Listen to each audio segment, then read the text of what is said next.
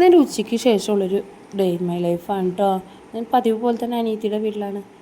എപ്പോഴും അവിടെ എന്തുട്ടായിരിക്കണമെന്ന് എന്നോട് ഇക്കാക്കയും ചോദിക്കാറുണ്ട് കേട്ടോ. ഒന്നല്ലെങ്കിൽ നീ അവിടെ നിൽക്കുക, അല്ലെങ്കിൽ നീ ഇവിടെ നിൽക്കുന്നത്. അങ്ങനെ കുഞ്ഞിനെ ഉറക്കി കിടത്തിയിട്ട് ഞാൻ അടുക്കളയിലോട്ടുള്ള പരിപാടികൾക്കോട്ട് കയറുക കേട്ടോ. അവൾക്ക് സുഖമില്ലാത്ത പിന്നെ ഞാൻ രാവിലെ പോയിട്ട് വൈകിട്ട് വീട്ടിലോട്ട് തിരിച്ചു വരും. അങ്ങനെയാണ് ചെയ്തുകൊണ്ടിരുന്നത്. മക്കൾക്കൊക്കെ ക്ലാസ് ഇല്ലാത്തതുകൊണ്ട് എല്ലാം വീട്ടിലുണ്ട് കേട്ടോ. പിന്നെ മക്കളെല്ലാവരും കൂടി കഴിഞ്ഞാൽ ആകെ മൊത്തം ഒരു അലമ്പാണെങ്കിലോ. എങ്കിലും അവരെല്ലാവരും കൂടി ഒരു സൈഡിലിരുന്ന് കളിക്കാം.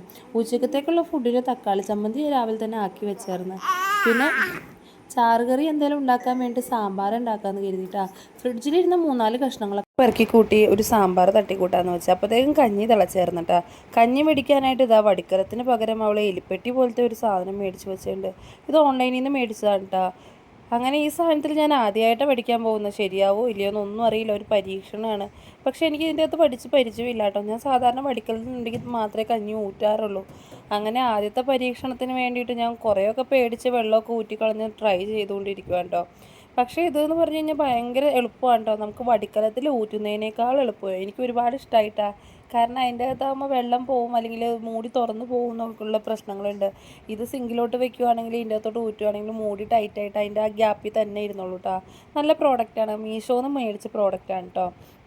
അങ്ങനെ കഞ്ഞി ഊറ്റി കഴിഞ്ഞപ്പോൾ തന്നെ സാമ്പാറിൻ്റെ കഷ്ണങ്ങളൊക്കെ വെട്ടിക്കൂട്ടി തുടങ്ങിയിട്ടാ. എങ്ങനെ കുറച്ച് കഷ്ണം ഞാനെടുത്താലും ഞാൻ അരിഞ്ഞ് വരുമ്പോൾ ഒരുപാട് കഷ്ണമായി പോകട്ടാ. കുറച്ച് സാമ്പാറായിട്ട് വെക്കാൻ ഇന്നേ വരെ ഞാൻ പഠിച്ചോളാം.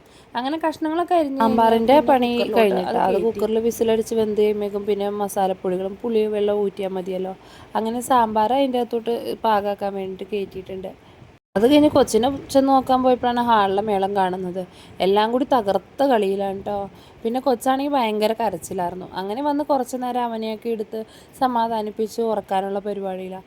കുറേ നേരമൊക്കെ കിടത്തി കുലിക്കുകയൊക്കെ നോക്കി ഉറങ്ങുമെന്ന്. ഒരു രക്ഷയില്ലാണ്ടായി കഴിഞ്ഞപ്പോൾ ഞാൻ അവിടെ തന്നെ വെച്ച്. പിന്നെ എൻ്റെ അതുമോനാണെങ്കിൽ ഒരു വണ്ടി ഏതിൽ പോയാലും വണ്ടി മതി കേട്ടോ. വണ്ടിയോട് അത്രയ്ക്ക് കൊതിയാവന്. പിന്നെ അവനെ ഉറക്കി ഞാൻ നേരെ അടുക്കളയിലോട്ട് വീണ്ടും വന്നിട്ട് സവോള അരിയാൻ വേണ്ടി നിൽക്കാണ്ട് ചോപ്പർ ഞാൻ എടുക്കണ കാണുമ്പോഴേക്കും എൻ്റെ പപ്പി ഏതിൽ പോയാലും മോടി എത്തൂട്ടോ ഞാൻ അരിയാന്ന് പറഞ്ഞുകൊണ്ട്. അങ്ങനെ അവൾ ഇടയ്ക്കൂടെ വന്ന് പിടിക്കുന്ന കാണുന്നത്. ചില സമയത്ത് അതിൻ്റെ ഇടയിൽ സവോള കുടുങ്ങി നിൽക്കുമ്പോൾ ഇത് അടിയാണ്ട് വരുമ്പോൾ അവൾ അതുകൊണ്ട് കെട്ടി തൂങ്ങി കിടക്കുന്ന കേട്ടോ ഈ കാണുന്നത്, അത് അടിക്കാൻ വേണ്ടിയിട്ട്.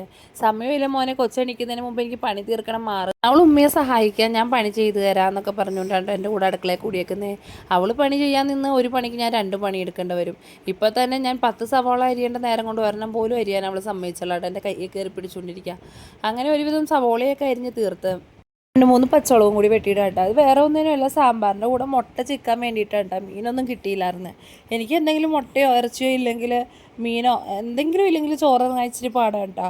അപ്പോൾ ഇന്ന് ഇറച്ചി മീനൊന്നും കിട്ടാത്തത് കൊണ്ട് തന്നെ മുട്ടയോ ചിക്കാന്ന് കരുതി.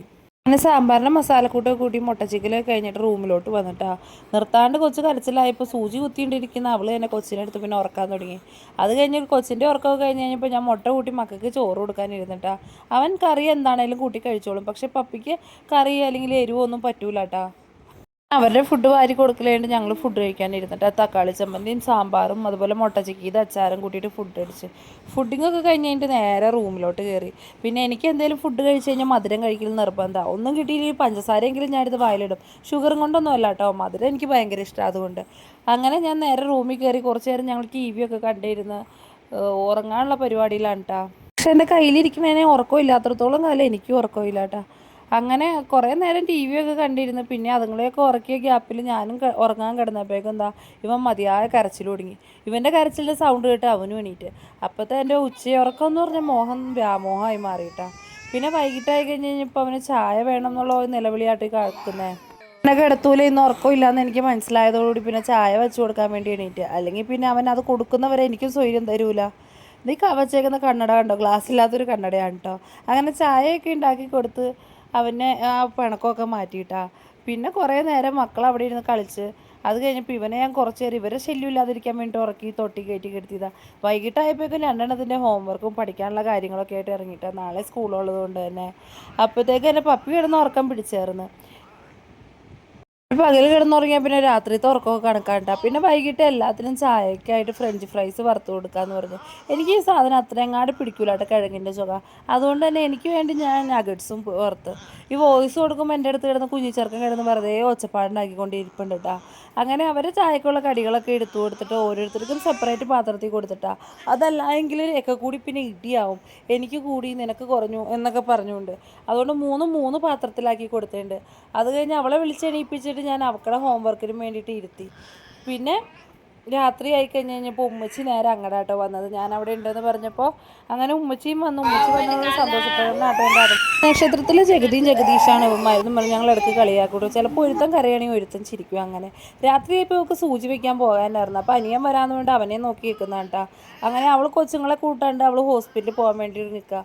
ഉമ്മ വന്ന സമയത്ത് മിഠായി കൊണ്ടുവന്നിരുന്നു. ചെറുപ്പത്തിലും അതേ ഉമ്മച്ചി എന്തെങ്കിലും കിട്ടിക്കഴിഞ്ഞാൽ ഞങ്ങൾക്ക് 2 പേർക്കും 2 പങ്കായിട്ട് ഷെയർ ആക്കി തരുന്ന പോലെ മിഠായി കൊന്നിട്ട് എന്നോട് പറഞ്ഞ് നിങ്ങൾ 2 കൂട്ടരും 2 ഷെയർ ആക്കി എടുത്തോളാൻ പറഞ്ഞ് തന്നാണ്. അങ്ങനെ അതൊക്കെ എണ്ണി പങ്കിട്ട് എടുത്തു കേട്ടോ മിഠായി. ഇപ്പോൾ എത്ര വലുതായാലും കിട്ടിയാലും നമ്മൾ വേണ്ടാന്ന് വെക്കില്ല. എമിമോനെ അവർ ഹോസ്പിറ്റലിൽ പോയപ്പോൾ കൊണ്ടുപോയിണ്ടായില്ല. അവർ പോയതിൻ്റെ പുറകെ വീടും കിടന്ന് ഭയങ്കര ബഹളമായിരുന്നു. പിന്നെ ഉമ്മച്ചി വന്നു കഴിഞ്ഞപ്പോൾ ബിസ്ക്കറ്റ് കൊണ്ടുവന്നിട്ടുണ്ടായിരുന്നു. അങ്ങനെ ആ ബിസ്ക്കറ്റും കൂട്ടിയിട്ട് ഞാൻ പിന്നെ ഇരുന്ന് ചായ കുടിച്ചു. അത് കഴിഞ്ഞിട്ട് പിന്നെ രാവിലത്തേക്കുള്ള ഇഡ്ഡലിക്കുള്ള മാവ് അരച്ച് വെച്ചിട്ടാ. പിന്നെ കുറച്ച് നേരം ഇരുന്ന് വീണ്ടും ടി വി ഒക്കെ കണ്ടുകൊണ്ടിരുന്ന് മക്കളെയും കളിപ്പിച്ചുകൊണ്ട് അങ്ങനെ ഇരുന്ന്. ഇതിന് പിന്നെ ഒരു നേരം ഉറക്കമില്ല കേട്ടോ. രാവിലെ പകലും ഉച്ചയ്ക്കോ രാത്രിയോ ഒന്നും ഉറക്കമില്ല. ഉറങ്ങിക്കഴിഞ്ഞാൽ തന്നെ പൂച്ച ഉറക്കമാണ്. രാത്രി അവർക്കുള്ള ഫുഡൊക്കെ വാരി കൊടുത്ത് അങ്ങനെ മക്കളെയൊക്കെ കിടത്തി ഉറക്കാനുള്ള പരിപാടിയിലാണ് കേട്ടോ. പക്ഷെ അവളെല്ലാം കഴിഞ്ഞ് പാതിരാത്രിക്കായിട്ടാ പടം വരക്കിയിരിക്കുന്നത്. പിന്നെ പ്രത്യേകിച്ച് പണിയൊന്നും ഇല്ലാത്തതുകൊണ്ട് ടി വി ഓണാക്കിയിട്ട് ടി വിയും കണ്ട് കുറച്ച് നേരമൊക്കെ ഇരുന്ന്. അത് കഴിഞ്ഞപ്പോൾ ഫുഡ് കഴിക്കണമായിരുന്നു. ഈ ടി വിയിൽ തലയണ മന്ത്രം വരുമ്പോൾ എന്നെക്കാ കളിയാക്കൂടും, നിനക്ക് അതിൽ അതേ സ്വഭാവമാണെന്ന് പറഞ്ഞിട്ടുണ്ട്. അങ്ങനെ പാതിരയായി കഴിഞ്ഞപ്പോൾ എന്നെ കൂട്ടാനായിട്ട് ആൾ വന്നിട്ടാ. അതിൻ്റെ ഞാൻ എൻ്റെ ക്യാമറ കണ്ടപ്പോൾ എന്നെ കളിയാക്കിയതാണ്ടാ. അങ്ങനെ പിന്നെ മക്കളെയും കൂട്ടിയിട്ട് അവിടെ നിന്ന് ഇറങ്ങി. ഈ പാതിരയാകുമ്പോൾ പോകുന്നത് നാളെ വീണ്ടും തിരിച്ചിങ്ങോട്ട് വരാൻ വേണ്ടി തന്നെയാണ് കേട്ടോ. എങ്കിലും രാത്രിയാകുമ്പോൾ എനിക്ക് എൻ്റെ വീട്ടിൽ പോയി കിടന്നുറങ്ങിയില്ല ഒരു സമാധാനം ഉണ്ടാവില്ല. അതിൽ പ്രത്യേകിച്ച് എന്താ ഉള്ളതെന്ന് ചോദിച്ചു കഴിഞ്ഞാൽ നമുക്ക് നമ്മുടെ ലൈഫിൽ നടക്കുന്ന കാര്യങ്ങൾ അല്ലെങ്കിൽ നമ്മുടെ ഒരു ദിവസം എങ്ങനെയാണെന്ന് വീഡിയോ ചെയ്യുമ്പോൾ അതിലേക്ക് ചെയ്യാൻ പറ്റുള്ളൂ. അപ്പോൾ വീഡിയോ ഇഷ്ടമായി കഴിഞ്ഞാൽ സബ്സ്ക്രൈബ് ചെയ്ത് സപ്പോർട്ട് ചെയ്യണം കേട്ടോ. അപ്പോൾ ബായ്.